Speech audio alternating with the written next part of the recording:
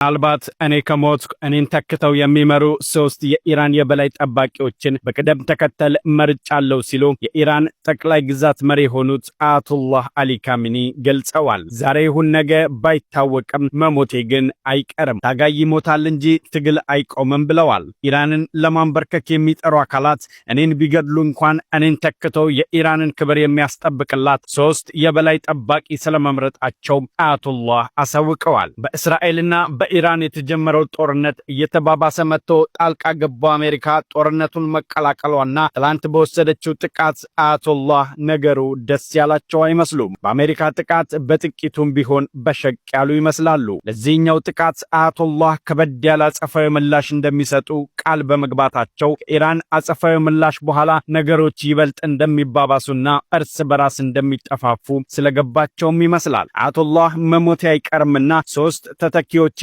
በቀደም ተከተል መርጫለሁ ያሉት። ቀድሞውንም አያቶላህን የመግደል ቻንስ አግኝታ የነበረችው እስራኤል በአሜሪካ ክልከላ እንደተወችው አሳውቃለች። ምክንያቱም አያቶላህ ተገደሉ ማለት ኢራን ዓለምን በሰዓታት ውስጥ የጦርነቱን አውድ ልትቀይረው እንደምትችል እሙን ስለሆነ ነው። ታዲያ ዛሬስ አያቶላህ እንደሚገደሉ ከገባቸው ያ ቀን ደርሶ የተገደሉ ጊዜ ዓለም ምን ይውጣት ይሆን? በሽማግሌዎች ጸብ ሰርቶ ያልጠገበው የኛ ትውልድ ወጣት እጣ ፋንታው ምን ይሆን የሚለው አሳሳቢ ጉዳይ ሆኗል።